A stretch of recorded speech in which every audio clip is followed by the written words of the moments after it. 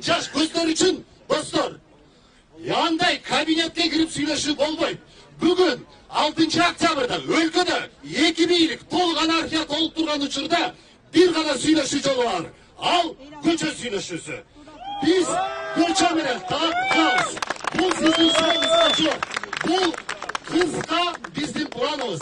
Екінші, люстрация боюнча качан гана ошол координация советин колго алып, ошонун ичинде жаштардын, аялдардын өкүлү болгон соң биз люстрация маселесин дагы киргизип баштайбыз. Ага сиздердин добушуңуздар, ага сиздердин авазыңыздар, үнүңүздөр керек.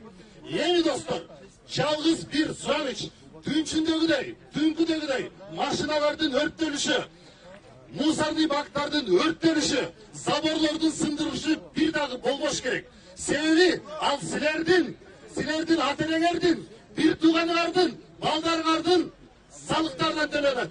Матраимов дагы төлөбөйт, Жээнбеков дагы төлөбөйт, Атамбаев дагы төлөбөйт. Ушул биздин үй, бул биздин Бишкек, биздин Кoro. Үйүңөргө кандай мамиле жасасаңар, көчөгө, шаарга, өлкөгө да ошондой мамиле жасайсыздар.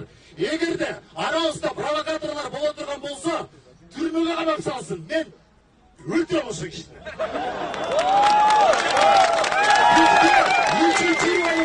Кереги жок.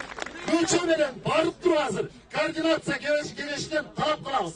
Киргизсин жаштарды. Жаштарга жол.